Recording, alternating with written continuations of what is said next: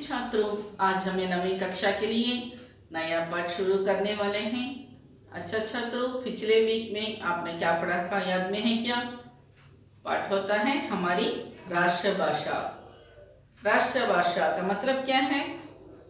National language. और national language यही topic होता है हमारा पिछले वीक का पाठ। क्या पढ़े थे? कोई याद है क्या उस पाठ के बारे में? हमारा राष्ट्रभाषा कौन सा होता है? हमें कई भाषाओं का पता है, लेकिन कौन सी भाषा राष्ट्रभाषा से माना जाता है? हिंदी। हिंदी ही राष्ट्रभाषा से माना जाता है। हमें पता है, हमें हिंदी स्टूडेंट्स होने के नाते हिंदी का इम्पोर्टेंस क्या होता है सिर्फ हमें ही पता होता है। अन्य लैंग्वेज, अन्य भाषा सीखने वालों को हिंदी का मुख्यता क्या है उसके बारे में कोई पता नहीं है। सिर्फ हमें यही प्रांत में होते हैं तमिलनाडु में, वहीं पे ही उसका यूसेज ज़्यादा होता है। अगर हमें यही प्रांत छोड़कर उत्तर तरफ चले जाते हैं, हमारे भविष्य के लिए, हमारा नौकरी के लिए, नौकरी ढूंढने के लिए जब भी हमें चले जाते हैं, तब क्या होना पड़ता है? बहुत ज़रूर से हिंदी का आवश्य होता है। हिंदी सीख लेना बहुत बहुत आवश्य होता है। आजकल कई स्कूलों में हिंदी सिखाते हैं और CBSE, ICSE ऐसा भी शुरू कर दिए हैं, क्योंकि उनको ये पता है कि हिंदी का मुख्यतः क्या होता है। हमें पहले हमारी भाषा में निपुण होना चाहिए।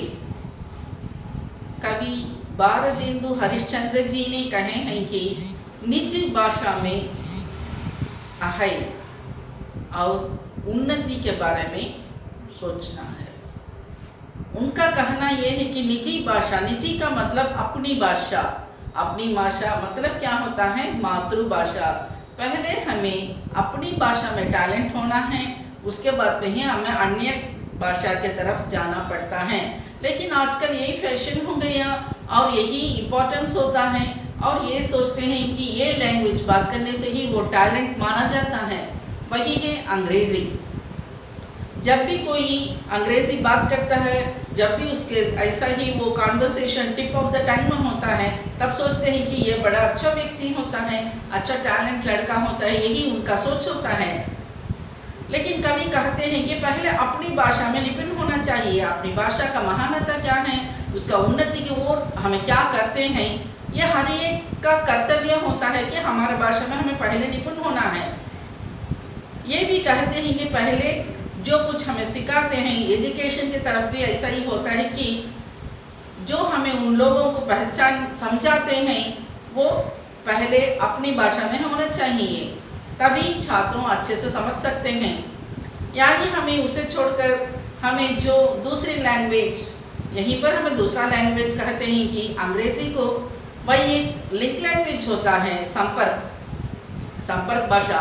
संपर्क के लिए ही हमें प्रयोग करते हैं, लेकिन आजकल में सब स्कूलों में यही कहा जाता है कि संपर्क भाषा से आपने डिस्क्राइब करना चाहिए।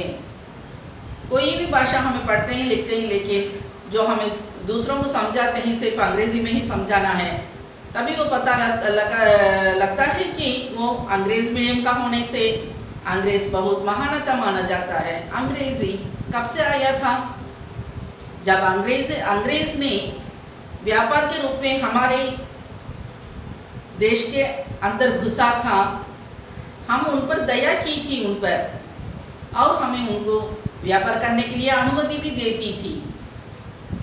व्यापार के रूप में अंदर आया, अंदर घुसा था और थोड़े थोड़े से आक्रमण किया और हम पर ही शासन करना शुरू किया।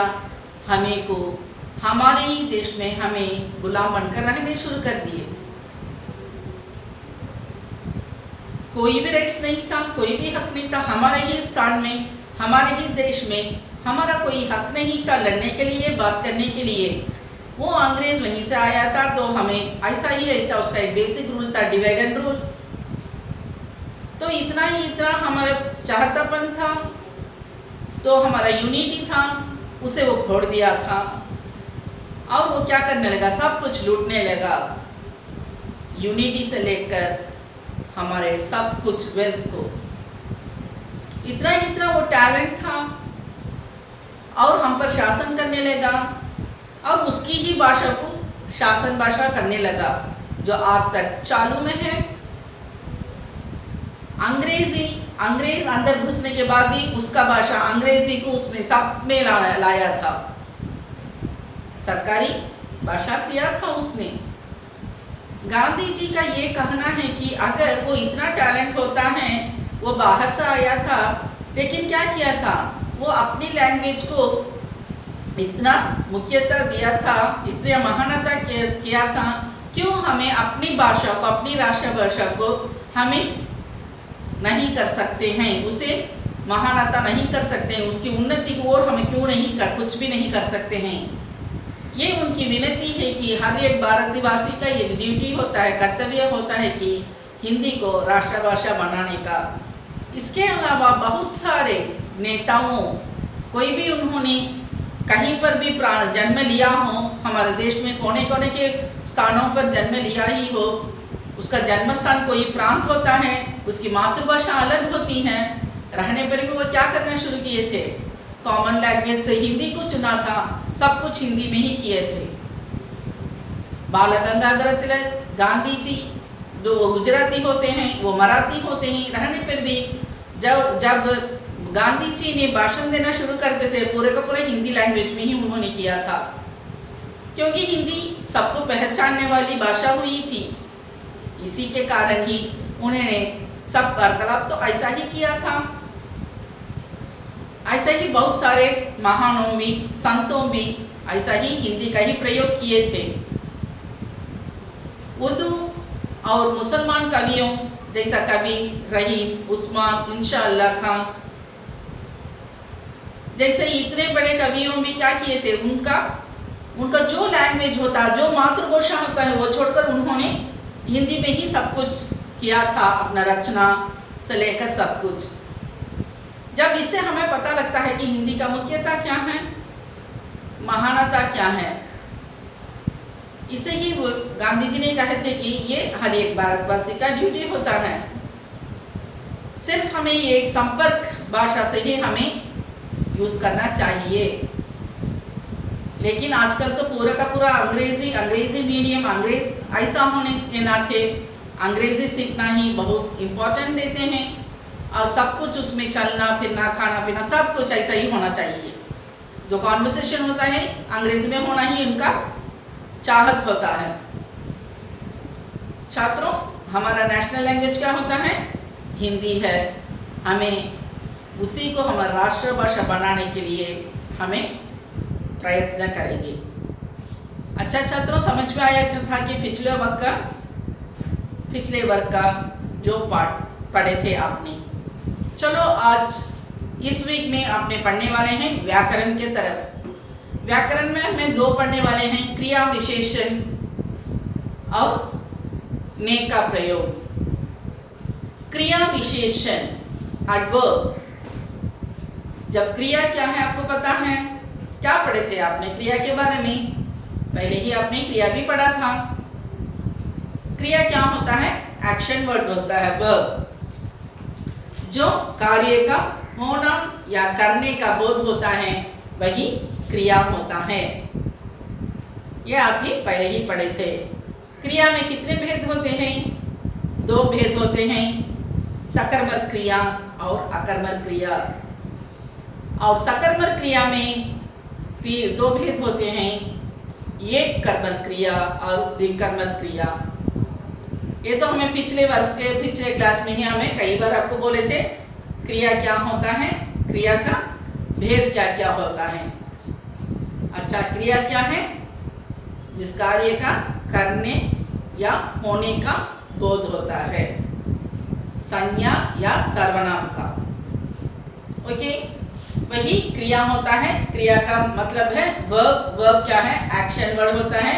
जैसा दौड़ना, खाना पीना, जाना आना, ऐसा जो कुछ एक्शन वर्ड्स होते हैं वह सब क्रिया होता है। अब हमें पढ़ने वाले हैं क्रिया विशेषण, एडवर्ब।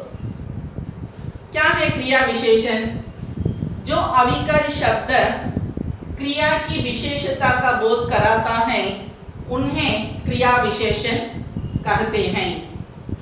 जो अविकारी शब्द क्रिया की विशेषता को बोध कराता है उस शब्द को क्रिया विशेषण कहते हैं। क्रिया क्या था? संज्ञा या सर्वनाम का होना या करने का काम को ही हमें क्रिया कहते थे, है ना। अब ये क्रिया विशेषण मतलब क्रिया को, वो नाउन या प्रोनाउन का होने वाला, चलने वाला, होने वाला जो एक्शन को हम कहते थे क्रिया, ये वर्ब में होने वाला विशेषता को, जो क्रिया के विशेषता को हमें प्रकट करने वाला जो शब्द होता है वही क्रिया विशेषण कहते हैं। क्रिया विशेषण का मतलब क्या है? एडवर्ब। चलो उसे एक एग्जांपल बोलेंगे। बच्चा रोता है, कि इसमें बच्चा क्या है? सब्जेक्ट। ये नाउन सा क्या होता है? रोता है। रोता क्या है? यही एक्शन वर्ड होता है, क्रिया। ओके, जब ये ऑर्डिनरी सेंटेंस, ये क्रिया का सेंटेंस होता है, बच्चा रोता है, ये क्रिया होता है। बच्चा धीरे जोर जोर से रोता है, जब जोर जोर, यही क्रिया विशेषण होता है। समझ में आता है? रोता है क्रिया है, वो क्रिया का फीचर्स, स्पेशल फीचर्स क्या होता है, उसका स्पेशलिटी क्या होता है, वही क्रिया विशेषण। बच्चा रोता है, क्रिया, बच्चा जोर जोर से रोता है। जब वो रोता है उसे हम ऐसा डिस्क्राइब करते हैं जोर जोर से, तब जोर जोर से ही क्रिया विशेषण होता है। समझ में आता है? ओके, क्रिया विशेषण क्या है? जो अविकारी शब्द क्रिया की विशेषता को बोध कराता है उसी शब्द को हमें क्रिया विशेषण कहते हैं। इसके 3 भेद होते हैं: कालवाचक क्रिया विशेषण, स्थानवाचक क्रिया विशेषण, परिमाणवाचक क्रिया विशेषण और रीतिवाचक क्रिया विशेषण। क्रिया के 2 भेद होते हैं: सकर्मक क्रिया, अकर्मक क्रिया। और सकर्मक क्रिया के और 2 भेद होते हैं: एकर्मक क्रिया और द्विकर्मक क्रिया, है ना। ये क्रिया विशेषण में 4 भेद होते हैं, 4 टाइप्स है: कालवाचक क्रिया विशेषण, स्थानवाचक क्रिया विशेषण, परिमाणवाचक क्रिया विशेषण और रीतिवाचक क्रिया विशेषण। कालवाचक क्रिया विशेषण, काल क्या है? काल को हम क्या कह सकते हैं? समय। काल को हमें समय कह सकते हैं। तब ये क्या होता है? कालवाचक क्रिया विशेषण मतलब जो क्रिया का होने या करने का समय का बोध होता है। तब काल से हमें ये समझ सकते हैं कि वो उसका समय का बोध करता है। समझ में आता है क्या? जो क्रिया का होने या करने का समय का बोध करता है वही कालवाचक क्रिया विशेषण होता है। वह तुरंत चला गया। Next one, स्थानवाचक। स्थानवाचक क्रिया विशेषण क्या है? स्थानवाचक क्रिया विशेषण क्या है? स्थान क्या मतलब क्या है? प्लेस को कहते हैं ना। अब हमें अच्छे से इसे एक डेफिनेशन बोल सकते हैं, जो क्रिया का होने का स्थान का बोध होता है। स्थान, तई स्थानवाचक क्रिया विशेषण कहते हैं।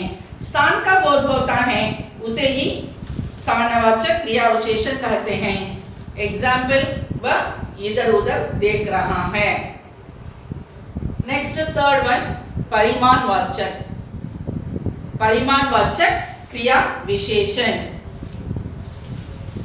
इसका कोई परिणाम होता है, कोई चेंज होता है, इसमें कोई चेंज होता है, उसे ही परिमाणवाचक कहते हैं। तब इसका डेफिनेशन ऐसा ही हमें कालवाचक कहते थे, स्थानवाचक कहते थे, ऐसा ही क्रिया को भी हमें कह सकते हैं। जिन अविकारी शब्द से क्रिया का परिणाम का ज्ञान होता है वही परिमाणवाचक क्रिया विशेषण होते हैं। कमला कुछ कम नहीं बोलती है, यहाँ पर कुछ परिमाणवाचक होता है। नेक्स्ट, रीतिवाचक। रीतिवाचक जिन अविकारी शब्द से क्रिया होने का रीति या ढंग का बोध होता है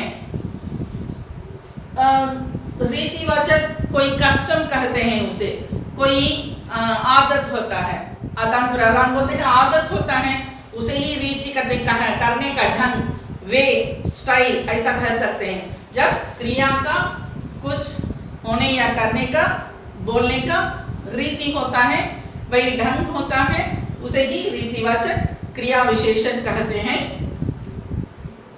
राम मधुर बोलता है, यहीं पर इसमें मधुर रीतिवाचक होता है। समझ में आता हो क्या क्रिया विशेषण क्या है और उसके कितने भेद होते हैं। क्रिया विशेषण क्या है? जो अविकारी शब्द क्रिया की विशेषता को बोध कराता है, वही क्रिया विशेषण होता है।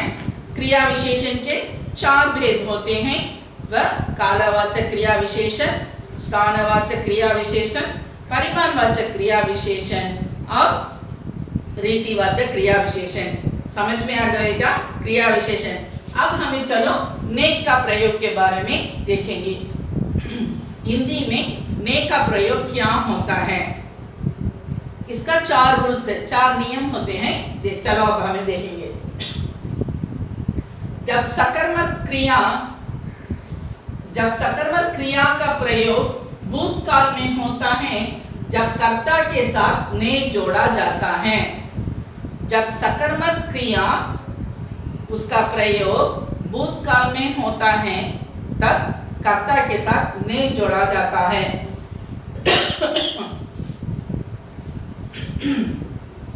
सकर्मक क्रिया का प्रयोग भूतकाल का मतलब क्या है?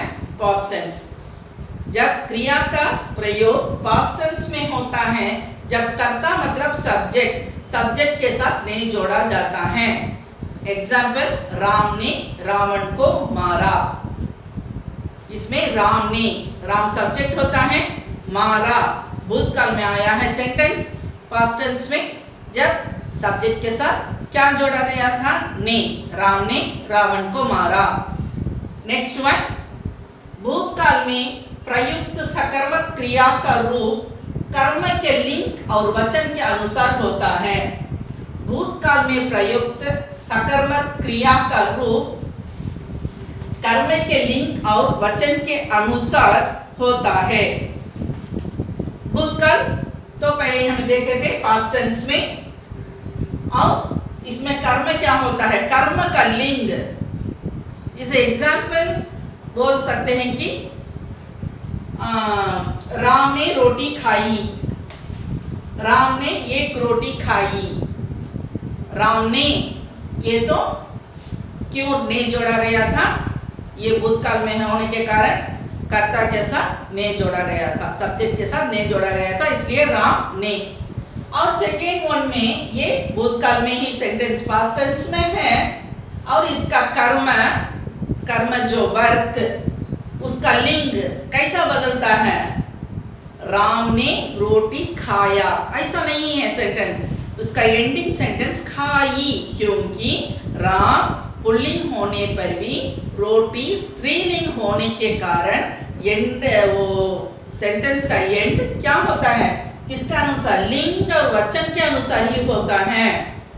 कर्म का लिंग और वचन के अनुसार ही होता है, कर्ता से नहीं होता है। कर्ता कौन है? यहीं पर राम होता है। जब एंडिंग कैसा होना है सेंटेंस का फिनिशिंग? राम ने रोटी खाया, ऐसा ही होना है ना? नहीं, लेकिन सेंटेंस क्या आया है? राम ने रोटी खाई। इसमें कैसा बदला है? रोटी खाई, खाई क्या है? स्त्रीलिंग, फेमिनिन जेंडर में एंड हुआ है। जब कैसा हुआ है? ये कर्म का लिंग।